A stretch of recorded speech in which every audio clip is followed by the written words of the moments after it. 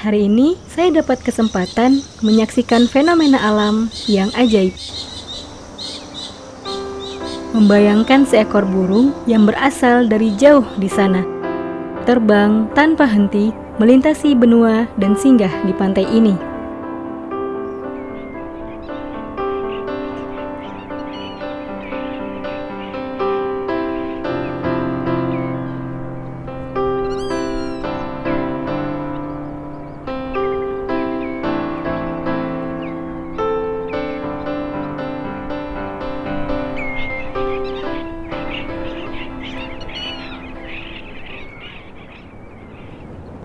Dua kali dalam setahun, burung-burung ini terbang bermigrasi dari bumi utara menuju selatan. Aksi migrasi mereka untuk menghindari musim dingin di tempat asalnya, seperti Cina, Rusia, Alaska, dan wilayah kutub umumnya. Jalur rute terbang mereka melintasi 22 negara, termasuk Indonesia.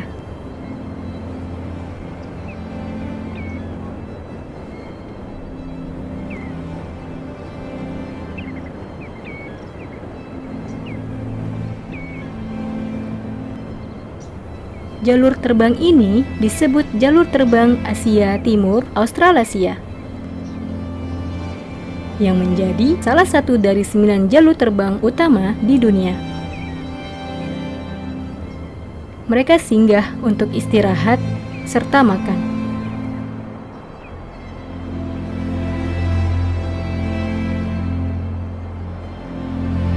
Penerbangan mereka biasanya melewati banyak rintangan, misalnya cuaca buruk, predator, pemburu liar, hingga alih fungsi lahan singgah yang dapat membuat mereka kehilangan arah.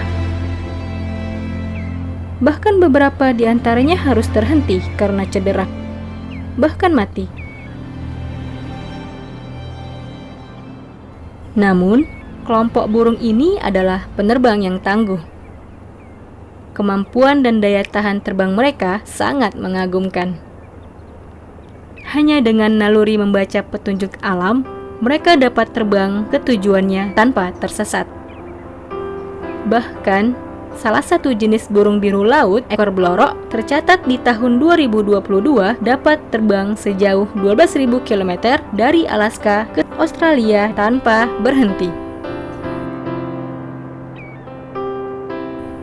Burung ini melakukan penerbangannya selama 11 hari dengan kecepatan mencapai 88 km per jam.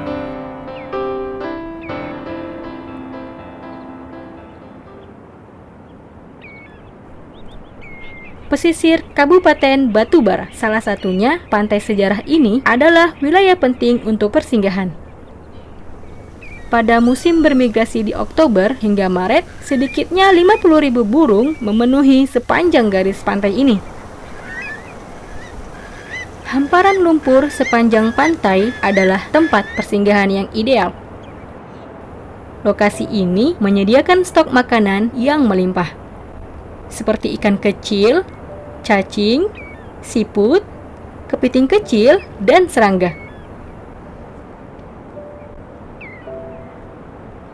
Burung pantai bermigrasi umumnya memiliki ciri fisik seperti warna bulu yang seragam, didominasi oleh warna putih, hitam, coklat, dan abu-abu.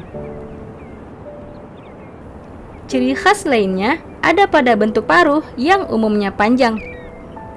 Paruh yang panjang untuk memudahkan mereka mencari makanannya yang berada pada permukaan lumpur ataupun di dalam lumpur. Burung yang berparuh panjang ini mencari makan dengan menusuk-nusukkan paruhnya ke dalam lumpur. Ujung paruhnya sangat sensitif untuk merasakan keberadaan makanan, seperti kelompok cacing laut. Jenis burung yang berparuh pendek umumnya mencari makan di permukaan hamparan lumpur atau pantai berpasir.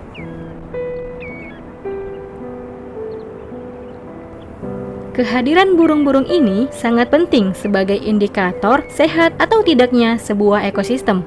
Dalam rantai makanan, mereka sangat berperan sebagai fungsi kontrol populasi hewan yang mereka makan.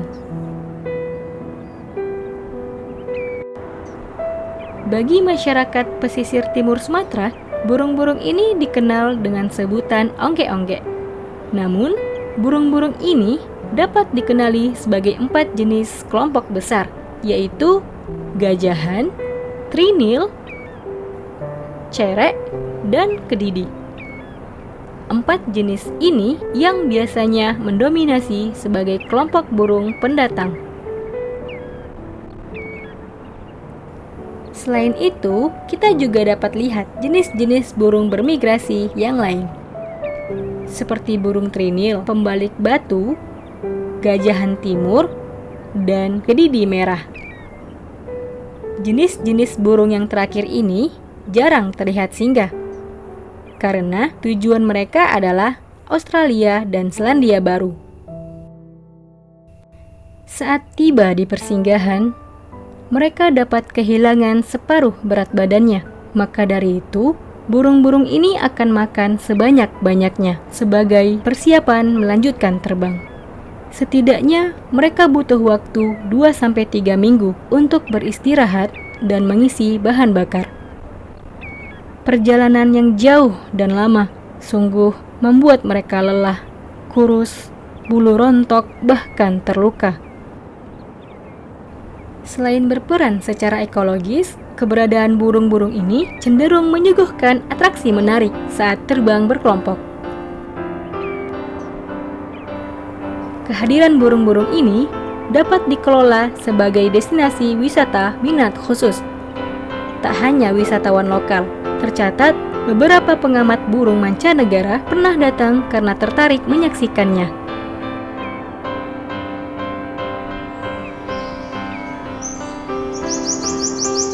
Tentu, ini akan menjadi aset berharga untuk Kabupaten Batubara, khususnya Pantai Sejarah.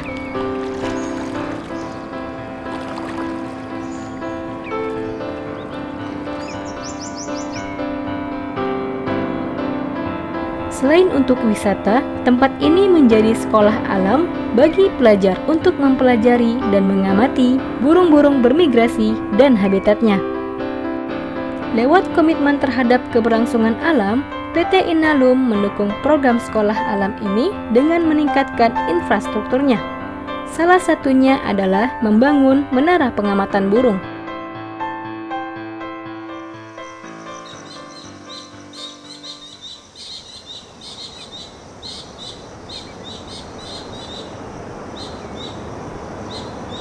Dari beberapa burung yang saya teropong, saya menemukan tanda warna tertentu di kakinya. Tanda tersebut ternyata dipasang oleh para peneliti burung di beberapa negara. Tujuannya adalah untuk mempelajari pola terbang dan tren jelajah para burung. Warna-warna tertentu merupakan kode wilayah di mana burung ditangkap dan dipasangi semacam cincin di kakinya.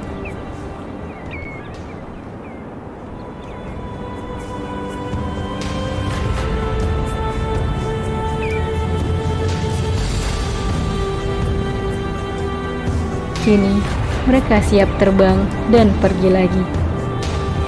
Entah mereka akan kembali lagi atau tidak pada musim migrasi selanjutnya.